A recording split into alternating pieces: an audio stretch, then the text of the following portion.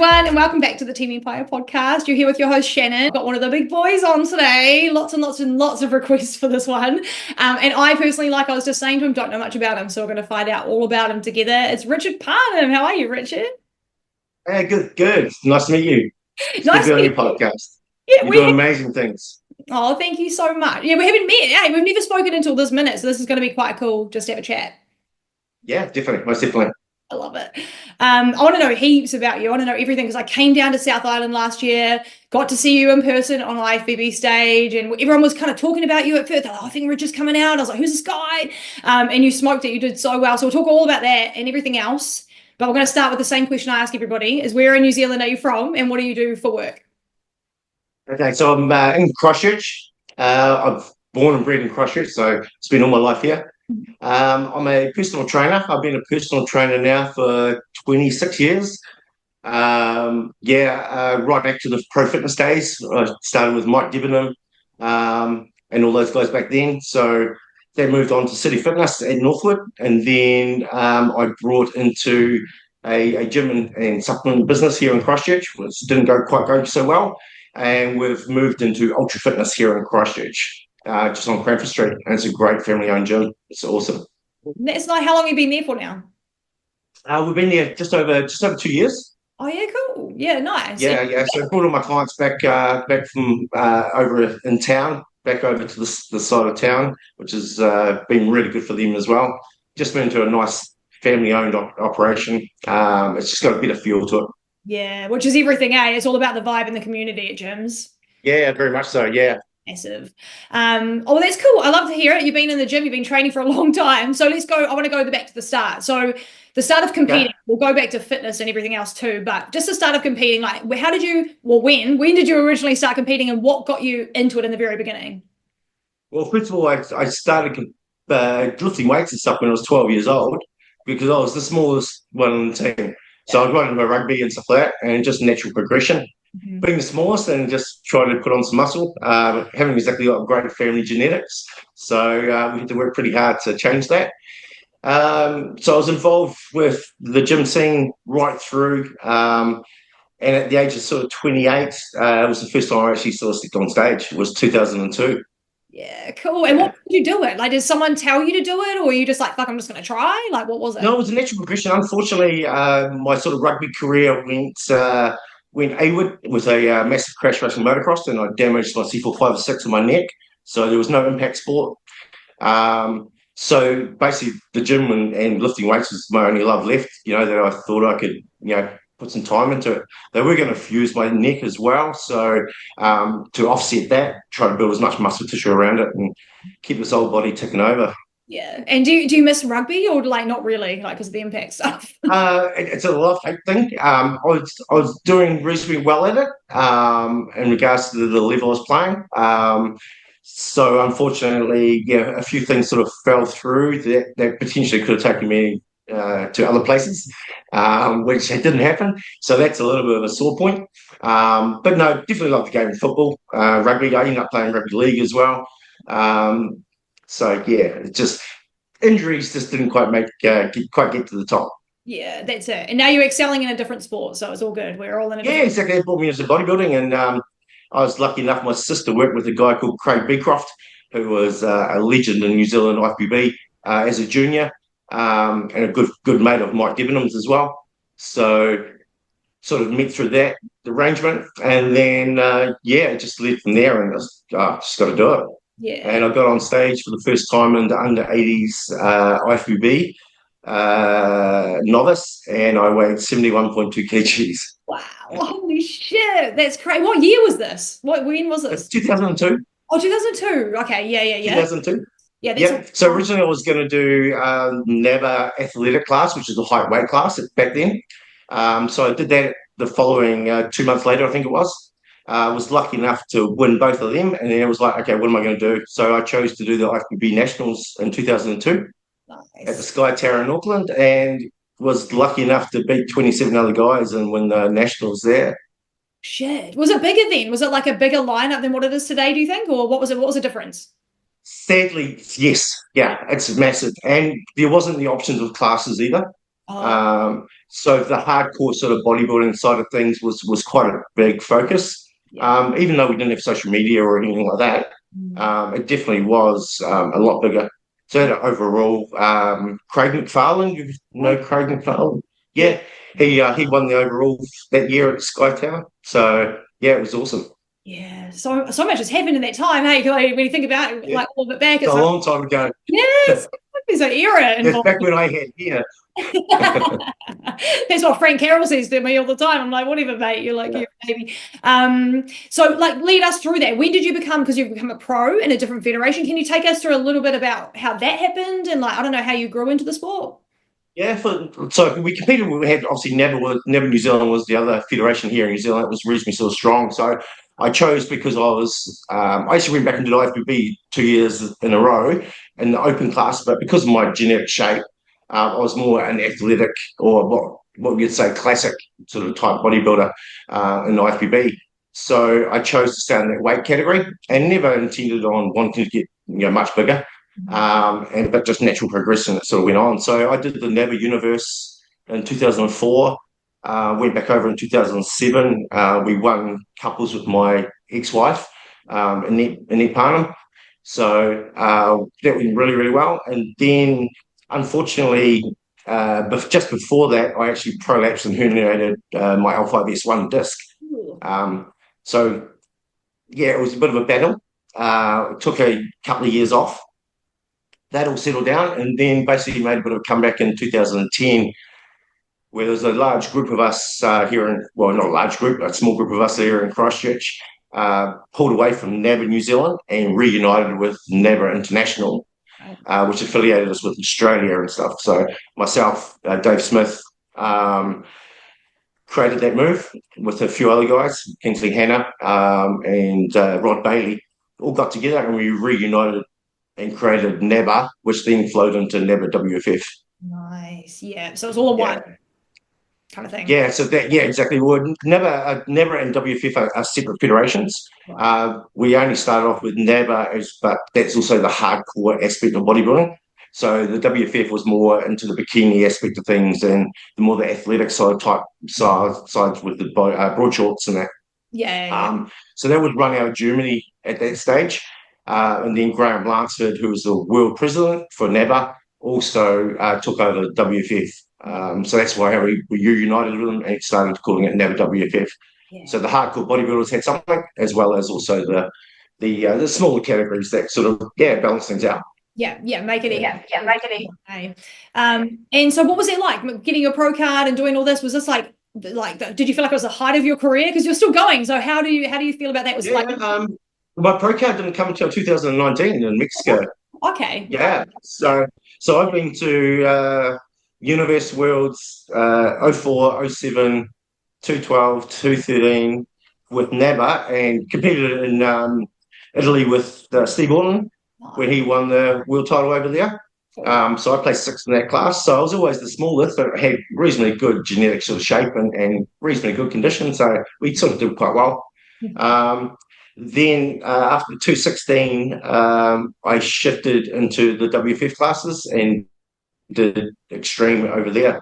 So into that and won that in Mexico and got my pro card and got sixth in the pro class that night. And then 2 years later, as a pro athlete, I won the Pro Worlds in Lombok in Bali Wow. in 2022. Yeah. Was that awesome? What was it like? Cool?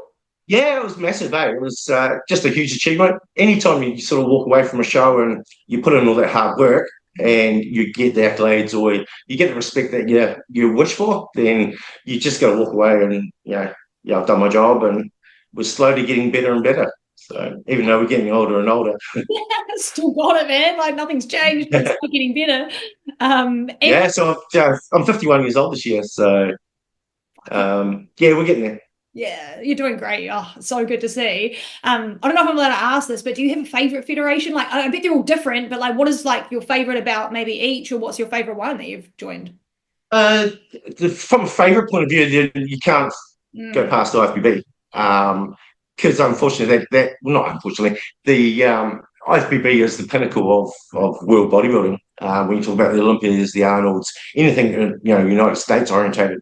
Outside of that, through Europe, obviously NABBA is really, really strong. It's quite a staunch old federation, but definitely you can't go past IFBB, unfortunately. It's just the way. So hence that was the drive before I hung up my boots, so to speak. I wanted to go as high as possible with the IFBB and finish off where I started, basically. Yeah, do the whole circle all the way around, finish where you started. Is that the goal? What is the goal? Is it a limit? Is it like fuck it all the way? What do you want to do? So, Lydia, I think, it's a tricky question because what's involved and how much. I'm rebuilding my house and stuff at the moment with my lovely girl Grace. There's a whole lot of other factors and stuff going on. I also suffer every week with what I call a lockup, which is basically nerve damage because 2017 December I had anterior L5S1 surgery, so they pulled out my guts and rebuilt my back.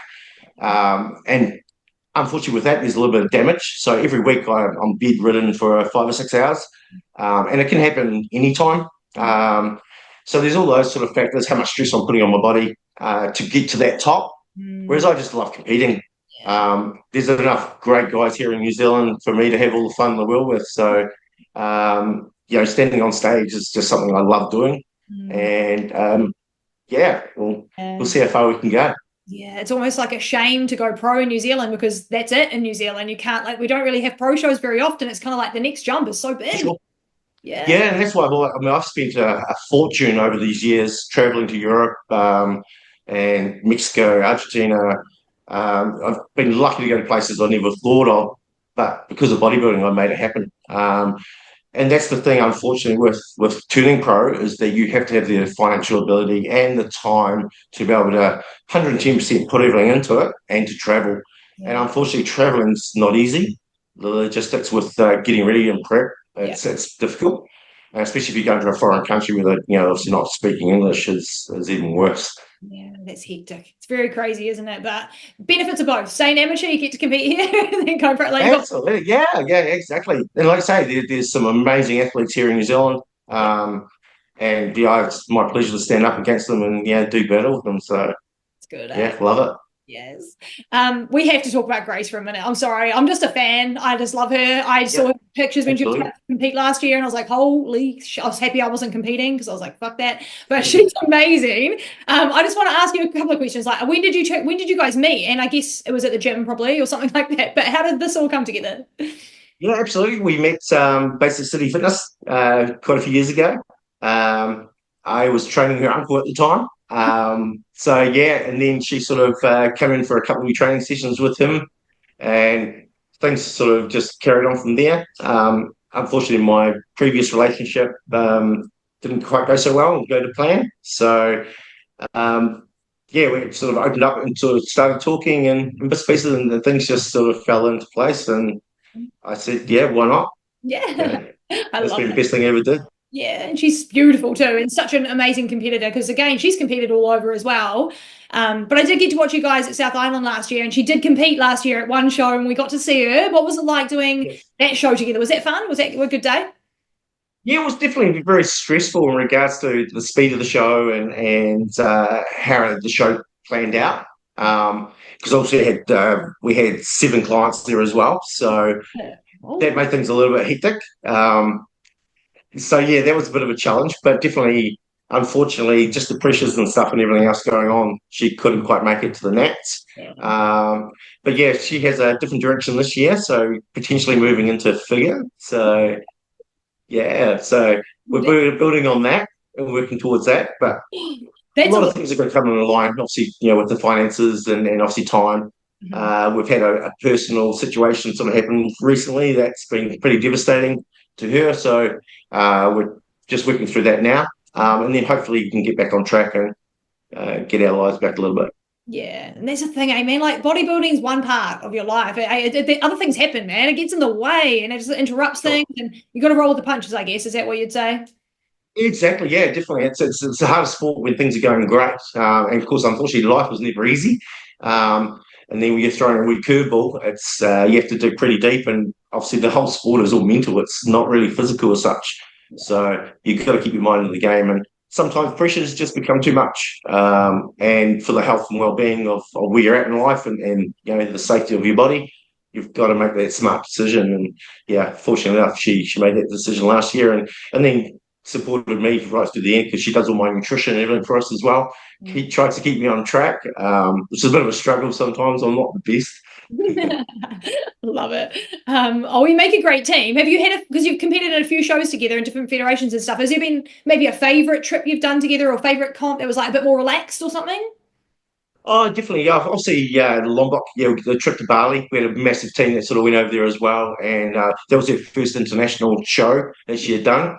And of course, to come away with, winning a world title and getting her pro card, and she got second in the pro class. So she did extremely well.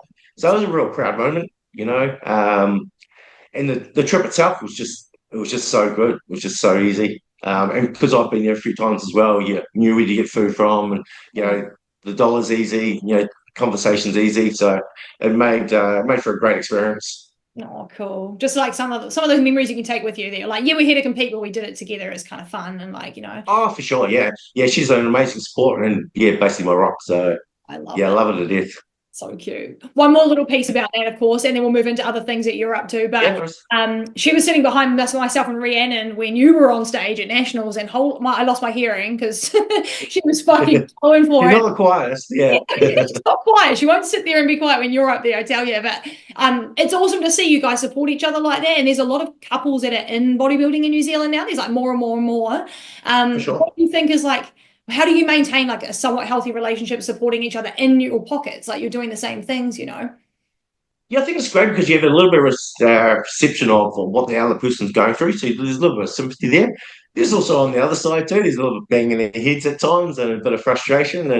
But once again, like I say, when you've got a good solid connection and a direction that both of you are heading in, you work through things and get them done. And when one's down, the other person sort of picks them up. And vice versa. Yeah. It does help. I don't think it's a hindrance at all, but definitely it's great to see a whole lot more couples and stuff involved and getting on. Way back, I used to do couples as well, so it would be really cool if we maybe did something like that again. Yeah, absolutely. And so you guys are coaches, both of you and Grace as a team, and you guys compete. Yep. You coach a whole bunch of people. Can you tell us about your business? Like who do you coach? Competitors of all divisions, or do you do lifestyle? Like tell us about what you guys do.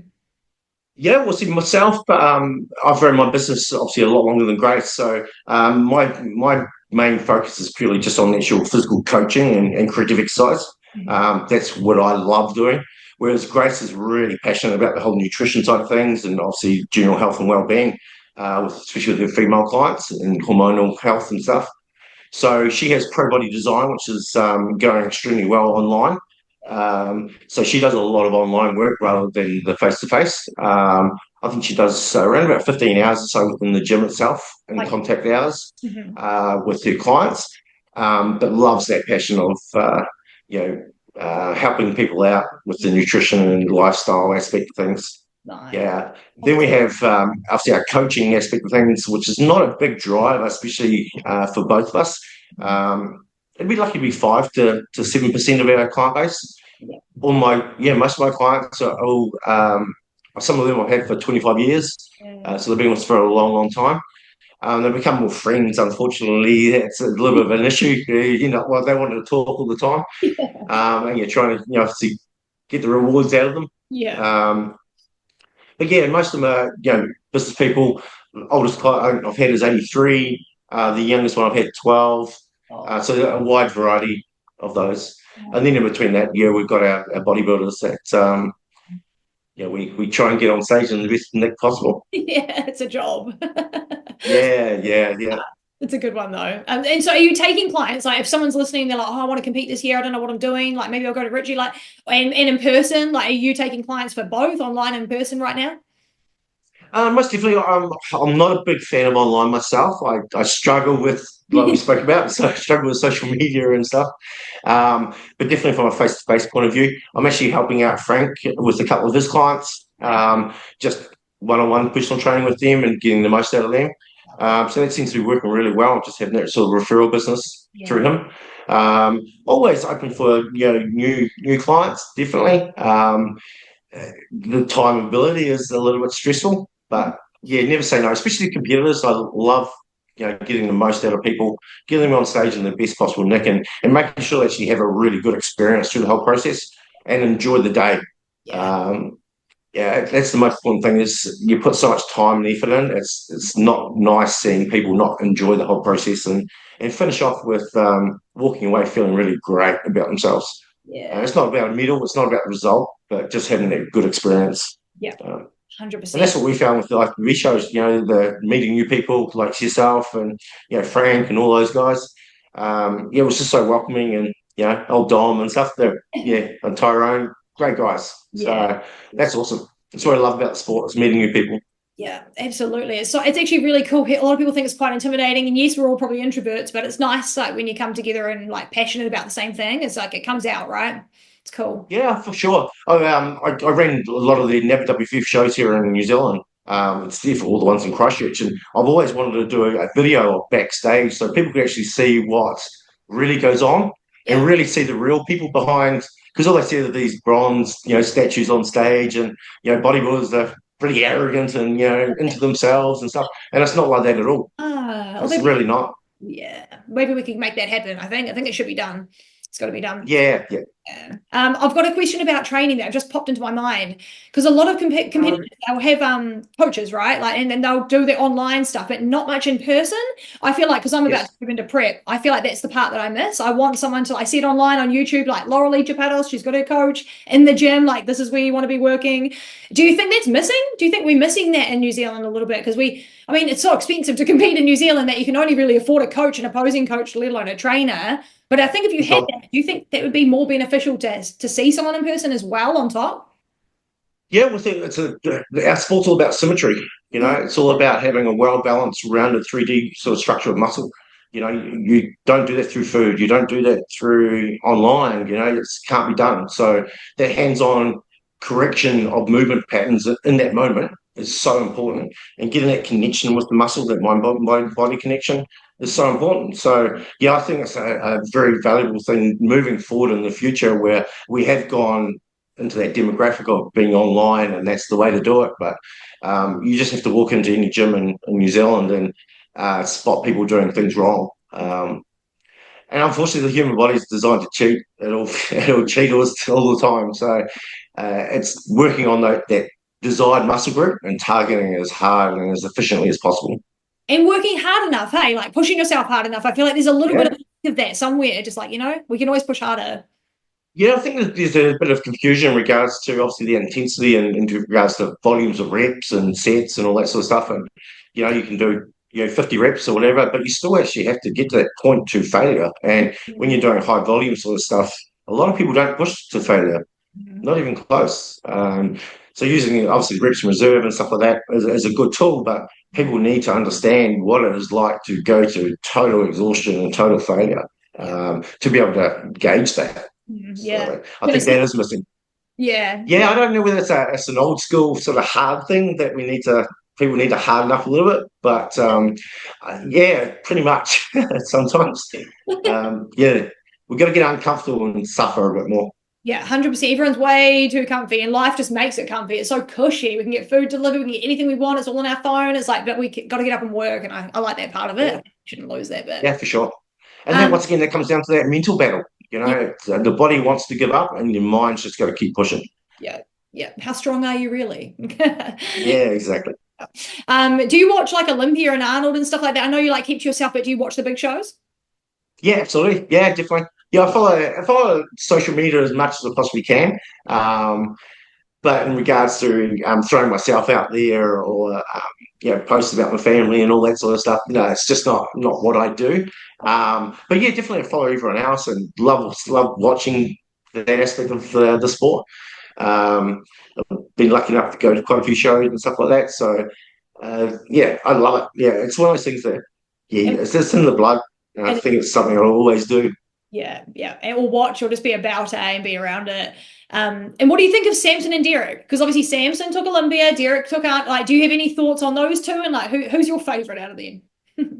Well, Derek's obviously got that structure and that mass and the size. Samson came in great condition and stuff as well. So I'm a big Hardy fan. Oh yeah. To be honest, yeah, I like Hardy. Just that grainy, hard diet. Yeah, to me, that's what bodybuilding's all about. Is everyone can have either genetic shape or structure, but when it comes to dieting and getting into that grainy, hard look, that takes a lot of pain and suffering. So yeah, I like it. I like Hardy. Do you think he'll get it? Do you think But who knows? Sorry? do you think he'll make that top spot? He'll get that number one again? Like, do you think this is going to be his turn? I don't know. The competition's it's who just brings it on the day. Unfortunately, you could be sensational a week out and screw it up on the day. Trying to do too many things to get that extra 10%, and you end up screwing it up 15%. So yeah, sometimes it's not when you're in that sort of condition. You don't play around too much. Yeah, you don't want to fuck that up. Not at that level. Hey, No. who's your favorite bodybuilder of all time, though? Favorite bodybuilder of all time. You can't go past Subon. Yeah, he's too good, eh? Yeah. And he's just such a humbling guy. He's just the pinnacle of what a bodybuilder should be, basically. I feel like we needed him in this generation, eh? I feel like we needed that person. Sure. Like, we need someone like Arnie's all like these guys are getting old now. They're almost done. Like none of them are competing. We need someone now. It's like, and he was perfect. Yeah. Yeah. And the thing is, like with Arnold and stuff too, they had this big outgoing personality, and you see that on movies and stuff like that, pumping iron, and same thing with him. With Sebum, he's just so real. He's just so laid back. Great family man. He doesn't have to play the theme, so to speak. And he gets out there and just destroys everybody. So that's what I like. And then does bodybuilding. Open bodybuilding comes second to Martin. It's like, what is going on? Yeah. Martin's another one to watch this year too. Yeah. He's looking sensational. Yeah, Martin's my favorite. He's my favorite. Yeah. Just because he's a cool dude too, eh? Like off the stage. Yeah, for sure. Yeah, I love it. Yeah, I think it's where the sport's going at the moment. There's a lot of really nice, good guys out there as well, which is representing the sport really well. Rather than back in the old Phil Heath and Kai Green days where they're smacking heads, and there's always a bit of tension and stuff, which is great to watch. Don't get me wrong, but it's great to see that the sport has gone away from that typical type bodybuilder where there's anger and there's aggression and and yes, you got really nice guys up there that are humble and doing their thing. Yeah, good role models, eh? I think it's really good for the younger. Yeah, great role models. Yeah, I love it. Yeah, for sure. I think it's awesome. So what have you been up to since you got off stage? You did nationals. That was hectic. What did you think of nationals for you? Was it all right? Was it a good day? Yeah, nationals was great, eh? It was hell of an experience. Had a good wee battle there in the old the classic class, so that was really cool. And then obviously with Christine and Dom for the overalls for the physique. So my problem with obviously was just trying to make a weight class.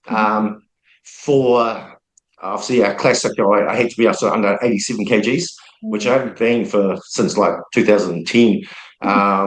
So yeah, that was a bit of a starvation type approach, but didn't do us too many favors from a carb loading point of view. So we came in a little bit heavier for the nationals, just so it gave me a little more room to move and to carb load, and it worked really well. But I still needed another day or so to fill out to sort of get that glycogen build back up. I'm pretty slow on the uptake with carb loading, so. But no, it was great. It was an awesome experience, and yeah, we did our best, and we got beaten by a better man, and yeah, that's what it's all about. And what was Chris like? Was he all good, like backstage and stuff? What do you think of his physique? Was that like good camaraderie and stuff, or was it a bit like? Yeah, no, it was definitely great camaraderie and stuff like that. Definitely. But it was pretty busy backstage. Obviously, the area wasn't too big, and it was a big show. So really well organised. Dan Hibbs and Bumps did a really good job backstage, getting everybody ready because there wasn't a lot of room as such. But yeah, no, definitely, there was a really good vibe backstage, that's for sure. Yeah, and especially when everyone come off and they always almost walked out the back, and it was almost like a stand type sort of setup, and everyone was sort of cheering everybody who was successful and did their thing. So yeah, it was great. Yeah, it was awesome. That's so cool. And what have you been up to since? Have you been like training hard? Are you still pushing? Are you growing anything? Like, what are you working on? Basically surviving at the moment. We really basically took a bit of a wee break. Obviously get the health markers and stuff back on track and do everything we're meant to do. So that's been all good. We sort of took it pretty easy through to Christmas, and then yeah, we've now sort of got into renovating our bathroom and totally ripped all that apart. And we've had, like I say, unfortunately, a bit of a family sort of horrific disaster. So we've been dealing with that, and we're still working our way through that sort of process at the moment. So it's been a little bit distracting with life. But hopefully we can sort of move past that and then sort of refocus, and hopefully we can get back on stage next year. This year. Yeah, we'll just have to see how it goes. We'll see how it goes. Yeah, that's it. Life happens, and the stage is always there. So it's if not this year, it's next year. It doesn't matter, but we know you'll get back up. Yeah, its problem is I'm always addicted to it, So it's one of those things where no, I really shouldn't, but yeah, I most probably will. It'll likely happen. We'll see how it goes. And Yeah, for Grace to move up in another division, is she obviously changing? You guys are training together. Are you changing your training and stuff like that?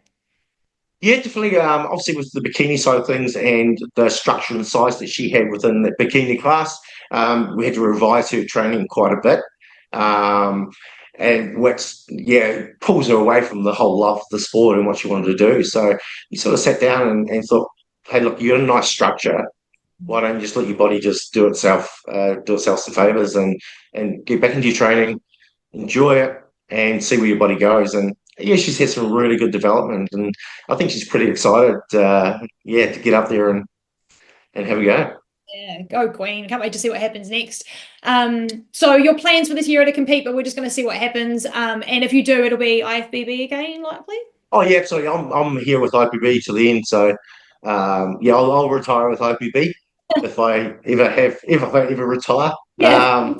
Yeah, we'll just keep on trying to battle these young fellas and see where it goes. Even though this technology is getting good, we might have bionic fucking, biceps by the end of next year. You never know what's going to happen. I'm just like, God, we'll just keep going. That's true. The world we live in at the moment.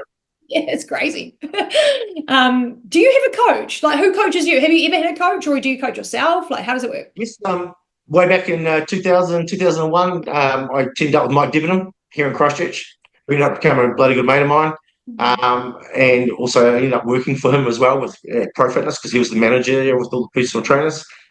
Apart from that, no. Basically, I've been sort of self-coaching since around about 2007. Yeah, it's one of those things where I'd love for somebody to take that role, give somebody that role. But Grace has been phenomenal in that respect. Yeah, she's pretty hard. She tells me when I'm wrong, which is quite often. But yeah, no, she managed to get the best out of us, especially in Lombok, and obviously moving forward into the IFBB. So we're going to bring a much better package, and I'm going to just focus on the bodybuilding side of things rather than focus on that classic, especially the amateur weight cut-off. And we'll just see where that goes. Yeah, but I think that's definitely the direction we're going at the moment. So we'll build a bit more mass and get a bit bigger and uglier. Yeah, do it. That's how you're gonna do it. Last name is great. Yeah. And what about posing? Did you learn? How did you learn how to pose? Did you just start practicing? Do you watch videos? Like, how do you learn? Yeah, it's something. I came from a rugby background, and getting on stage and dance around in the underwear is just so left field. It's not funny. And all my sports I've ever done, BMX, motocross, and stuff like that, I've always been really nervous going into stuff. And strangely enough, going on stage was the most calmest I've ever been. It was bizarre. Mike Debenham obviously initially helped me out from the posing and stuff. He's a great poser. And then basically from 2004, 2005, I basically took over and did it all myself. So I do all my routines, my clients' routines and stuff as well. It's just something that comes naturally, and it's a great way to express yourself. Yeah, it's fun, hey? It's a good thing to do. Daniel Hips, I hit him up for a little bit of classical posing and stuff like that for this last year. Unfortunately, it seemed to coincide with every time I'd lock up my back, and we actually missed quite a few sessions. So, but that's all right. He's an amazing poser, so hence I wanted to work with him. But outside of coaching, no, not at all. Yeah, yeah. And do you prefer classic or open bodybuilding posing, or you don't have a preference? I really don't have a preference at all. I need to be able to focus a little bit more on the classical aspect of the posing, even in the bodybuilding side of things as well, because I think it's a much better look and a flow to it. But obviously, our set structural poses, then they're slightly different. But definitely, when you're doing a routine, I like to be a bit more artistic and a little bit more, flowing with the old music. So, yeah, I really enjoy that part of it.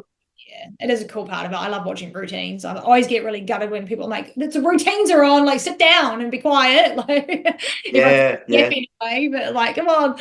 All right, we've got some Instagram questions, man. We've got a few here from the boys mostly. So should we go through those?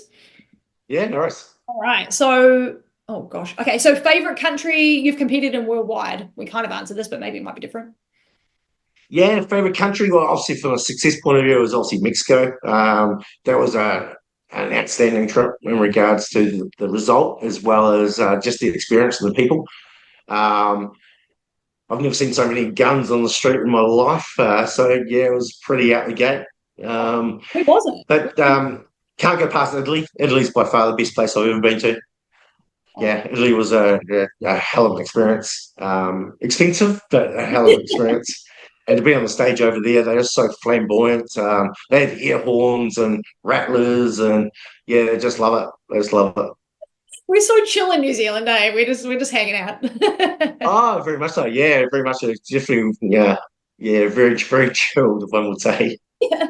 And where were you in Mexico? What part of Mexico were you when you competed? Um, we were in Puerto Vallarta. Oh, okay. Don't even know where that is. Yeah, yeah. So that's basically the main port now. Is we went to Acapulco after that. So Acapulco used to be the main port, but they've changed it because unfortunately we didn't realize it. But Acapulco was basically there's a murder every minute, So we didn't actually realize how dangerous it was. But yeah, we had no problems at all. You Yeah, survived. yeah. Naive Kiwis just walking around, just doing our thing. So it really didn't matter too much. Lucky you're jacked, so it's like, Yeah, exactly. Something like that. Yeah, yeah. Sometimes it attracted good attention, sometimes it's not the best attention. So, made it out alive, so we're good. So next question, funniest backstage or peak week story while competing internationally? the funniest story has to do with Mark Anderson. We went to Spain, Alicante, I think it was. Yeah, Alicante in Spain. And he won the universe title over there at that stage. Leading into the show, obviously, beautiful weather. So, he goes and buys some sunblock and was coating himself in the sunblock and laying in the sun. And unbeknown to him, it wasn't sunblock. It was obviously because the language barrier was actually soft wash. Oh, He was wondering why he was getting so scaly and his skin was all drying out and stuff. And here he was suntanning in soft wash. It oh, yeah. was hilarious. No, was he competing as well, like in that week, or was this not around the Yeah, competition? yeah, he was committed. Yeah, yeah. Yeah, he Oh, cleaned up the overall universe title oh over there. yes, yeah. So did that fuck his Yeah. skin up or his skin or anything, or was he all Yeah, good? he would have dried his skin out. He would get a little bit more shredded than what he already does. So, Oh, no problems then. Good. It all worked out. yeah. Funny though, I love it. Tips for traveling and competing. There's probably fucking a lot there, but maybe just like for the people that are doing it first time pros overseas this year, like what would you tell them to watch out for?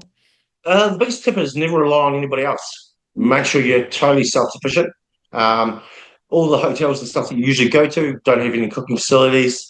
These are the actual registered hotels for the show itself. So they put you up and you don't have any cooking facilities, you have nothing. So having options like we'd go over and we'd buy a microwave. We took our George Foreman's over, all that sort of stuff. So you can actually function and cook your own food.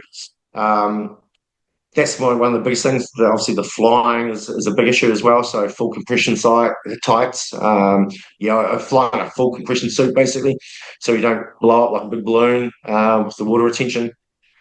Um, yeah, and then one of the other biggest issues is getting a hold of good quality like distilled water. Oh, For a lot of these foreign countries, yeah, bottled water is usually full of a lot of toxins and chemicals and stuff. And of course, if it's in a foreign language, you can't read them anyway. So we usually hit up a chemist and get 5 or 10 litre bottles of distilled water Good just to point. safeguard yourself. Especially like Yeah, Bali. especially when you go through a hydration or dehydration phase, um, or even just your normal drinking water. It's highly beneficial for you, that overall look, and to try and be stress free as possible, which is also very hard to do when you're sort of traveling. You don't know where you're going and what you're doing, but that's where having a great partner to help you out and look after you is a great idea. Teamwork, eh? Do you reckon taking like a bit of extra cash? Because I was talking to Kate Carroll and she said that like there was a lot of random things that come up that are like that you have to pay for. Did that happen to you? Do you think that? Yep, most definitely. Yeah, we always have a sort of abundance of sort of cash sitting on us, purely for that. Because a lot of people actually don't take credit cards or any of that, or travel cards. So yeah, cash is a big factor over there, definitely. So yeah, strap it to your chest and off you go in the safe. Yeah, it's pretty much like that. Um, Emily from Christchurch said, "Hey Richie, any tips for making bodybuilding sustainable for years to come, or ideas?" Um, that's a tough one. Yeah, the sustainability comes down to your financial ability, basically. How much you can actually apply from a financial point of view. That helps with the longevity of it. Rehabilitation, stretching, massage is a big factor. A lot of people sort of miss out because just from a time point of view, it's bad enough, like I say, posing coaches, you're training, by the time you prep your food, nutrition, there's not a lot of hours left in the day, but definitely prioritizing, your range of motion and flexibility in your training, as well as getting regular massage is a big part of looking after the overall body and making it last as long as possible. And it's made my life a lot easier, definitely. Yeah, and jump on the peptides, Emily. Peptides gonna fix you everything. I don't think Yeah, they can. exactly. Who knows? There's always something new, isn't there? Someone There else, is. one of the boys, I think this was, I can't remember who it was, but they said, what weight class will you fall into this year? What weight class? I'll basically sit between that sort of 90 and 100K. I'd really, all my long-term goal, there's a guy called Justin Wessels. He ended up competing in IFBB and turning pro as well, did the Arnold's, and before he retired. He was like a 25 years unbeaten in Australia and a bit of a legend. And he was 98 kgs on stage and just phenomenal. It's just that idle look. And luckily enough, became a really good mate of mine as well. So that'd be the pinnacle of my look. Going into over hundreds or something or getting bigger is not my direction. Um, I'm a granddad, so I've got to run around after my grandkids. So yeah, we'll just stay a little bit. Yeah, nice. I like it. So just under 100. That's a good place to. Yeah, just under 100 would be really nice, I think. Yeah. I think we talked about this, but what are your competing goals? And then it says Olympia, but like maybe like what do you want to do in the next 5 years? Yeah, definitely. That's one of those long-term goals. Well, short-term goals. I've been thinking about it for a long, long time, and it was always going to be the pinnacle of my career. And if I could get there, then that'd be great. But at the end of the day, it's just a matter of just going out there and loving what I do. I love my training. I'll never give that up. And it's just part of me. If my body can get out of bed in the morning to do the stuff that I need to do to get lean enough and competitive enough, then that's all I'm going for, really. Um, and I'll stand on any stage. And if I get to that level, then that'll be phenomenal. Yeah, it's a hell of an experience. Yeah, and it's been cool to see some of our Kiwis over there last year. It makes it feel more attainable. Amazing. It's more there. Yeah, definitely. It's our athletes that have competed over there are just phenomenal. It's just next level. So yeah, hopefully there's a few more that inspire to go to that level. And I hope they can make it because it'd be a dream come true and something that you can fulfill that's not too many people get to do. It's So it's quite a hell of an honour. good over there, right? It's actually quite a big number for our small country. Oh, absolutely. Yeah, absolutely. And represent really well. Jasmine Baker and Kate Stacey just killed it for literal New Zealand and made big statements for themselves. So that's awesome. Yeah. Go the girls. The boys are next. Come on, boys, let's go. There's some really good potential guys here that can go a long way. I just had Ben in here on I think it was on Tuesday. He was in here training. He's another phenomenal star that's going to go extremely well. So hopefully he can get his ass over there next year and tour America, and yeah, he'll go extremely well. He's got huge potential. Can't wait to see how many of the boys pop out this year and do their pro shows. It'll be really fun to see that. Yeah, most definitely. I think this was Dom. I actually can't remember, but why the switch to IFBB? I think they may not have known that you did it at the start, but have you ever competed in IFBB before? And do you wish you started competing in IFBB earlier? Obviously, you started there, but maybe I think they mean, do you wish you stayed in IFBB? I don't know. Maybe more bias. Yeah, so like I say, I started there and did the under 80s novice and then the opens. And it was just purely because of my genetic structure. I was more suited to a federation that catered for that. So hence why I went down the NABBA New Zealand or NABBA International pathway, which then evolved into um, going into the NABBA, hardcore classes, which was just a human height class, and you be as big as you want. So um, it was a bit bizarre. I was actually that year in 2010. I was meant to do athletic, and I actually competed and went over to the Australian Nationals, and I lost to Abraham Zelzebek and Justin Wessels, who ended up becoming my idol, and got third out of like 11 at the Aussie Nationals, and I weighed like 86 kgs. I was like, oh shit, maybe I should just be a bodybuilder. Yeah. So that's why I went down that way, and yeah, I was just maybe the connections, and I was obviously helped organise the federations and all this stuff. So I was in pretty deep with that.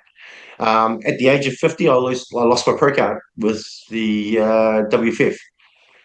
There's an age restriction on it. And I really wanted to battle the young fellas and just find out how good I am rather than moving into that masters class. So that was the direction to move back to IFBB.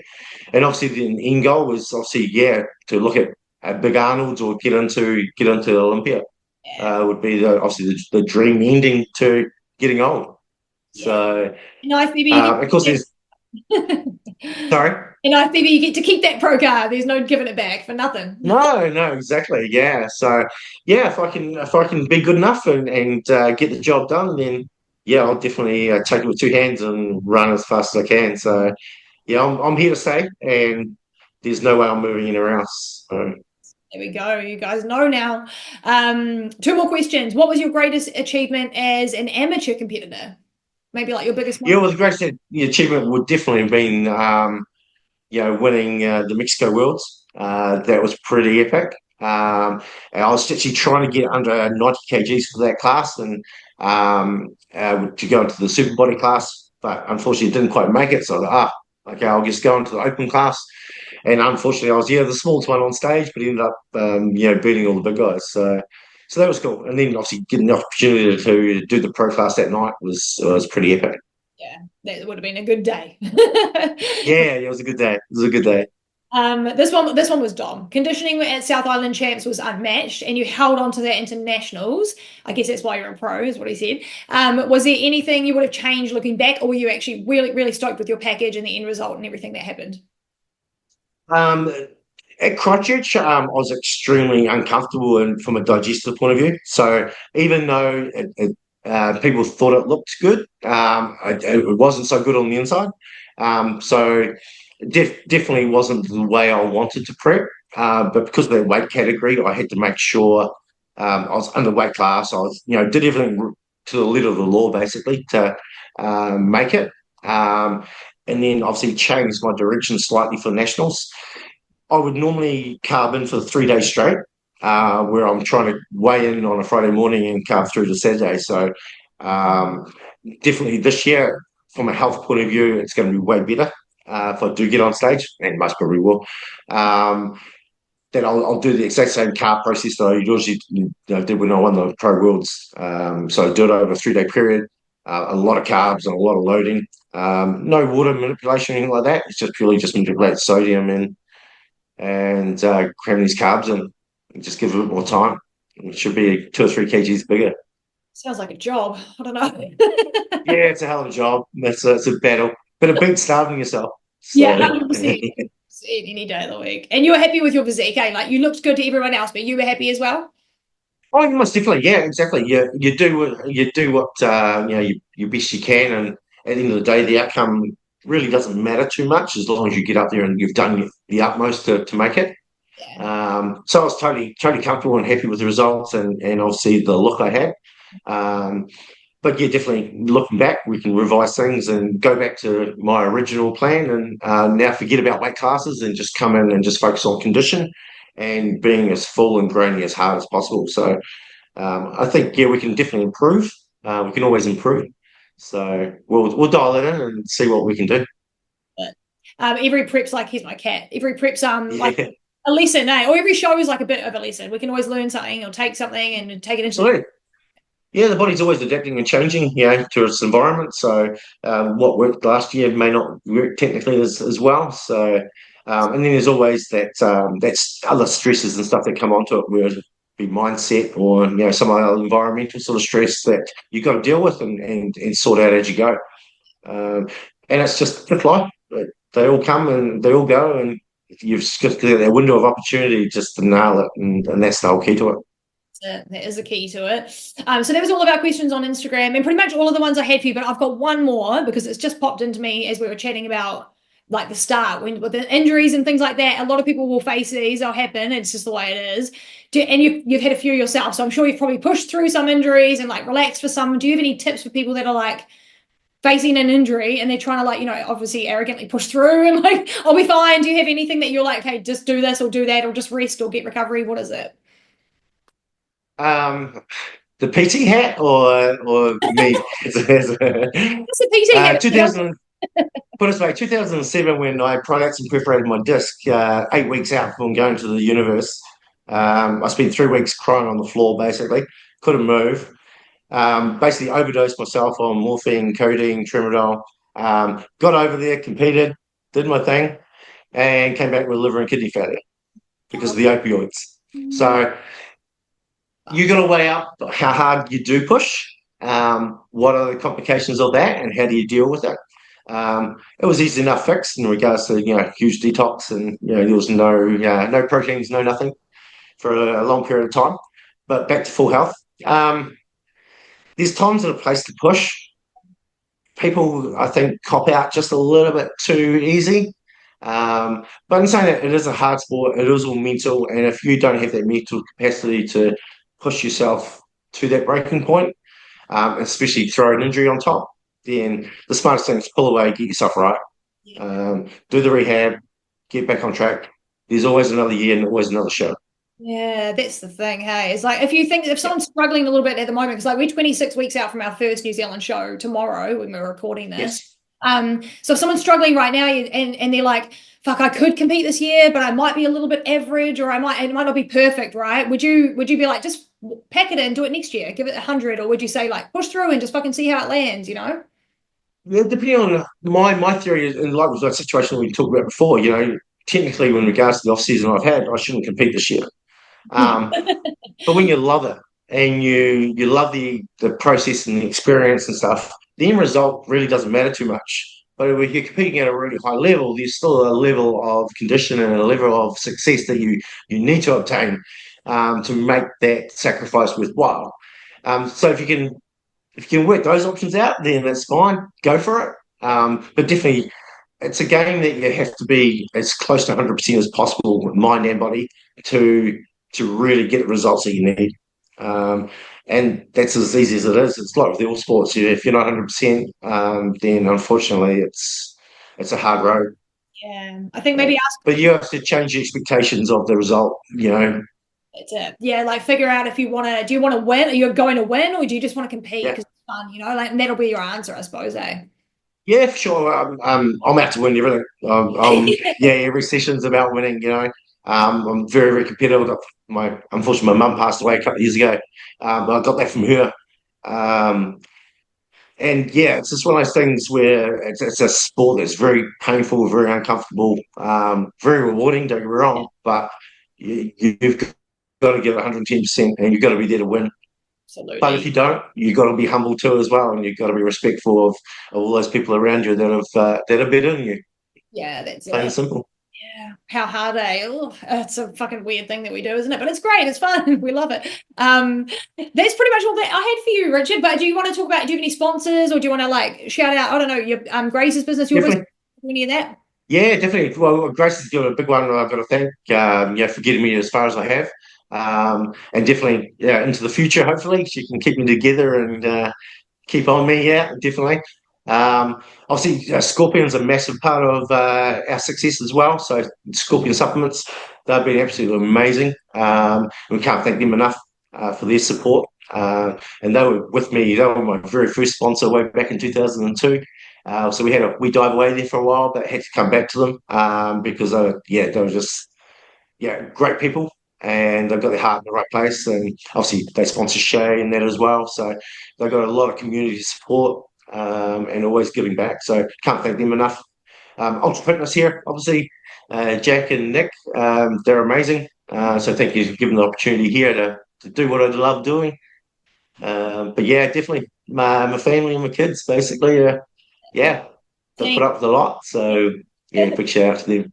Oh, I love that. And Scorpion Sups are great, eh? Actually, the supplements too, like everyone loves the flavors and everything too. So they are actually, despite being hyped up, Yeah. they're a good product, eh? Especially if you got an Ninja Creamy. Oh my God, that's sensational. That's a godsend in prep. Yes, yes. It's too late to ask for Christmas presents, but fucking if you need to find a way to get one because it's Yeah. Strange enough, we've gone through 3 of them so far, so we've blown 3 of them up. Oh God, you guys are overusing. I love it. Yeah. Well, so good to chat to you, Richard. It was so nice. So hopefully I'll get Grace on one day too, and then we'll have the 2-pack on the pod. Yeah, she'd love that. Yeah, definitely. Good. And I'm so excited to see what you guys do next and whenever it happens. And just as long as you guys are healthy and happy, first off, as long as that's all settled, everything else is just going to come after. Yeah, definitely. We'll definitely get to most of the shows this year and support everybody else. And plus, we've also got our clients coming in as well. So we've got some really good young clients that are hopefully going to shock a few people, which is going to be cool. And yeah, definitely. Hopefully, we can get Grace up there, if not both of us, at the end of the year. Can't wait to see her on stage doing a thing. Yeah, me too. I'd love to see it. And I'm sure you guys will hopefully try your best to attend the Pro Show, Bikini Pro Show, because that's quite a big show if it works into the top. Definitely. We'll definitely be shooting up for that. Obviously, we've got friends of ours that'll be competing, like Christelle and stuff as well. So, yeah, it'd be good to get up there and cheer them on. And like I say, to any sort of pro show here in New Zealand, we're really keen on supporting it.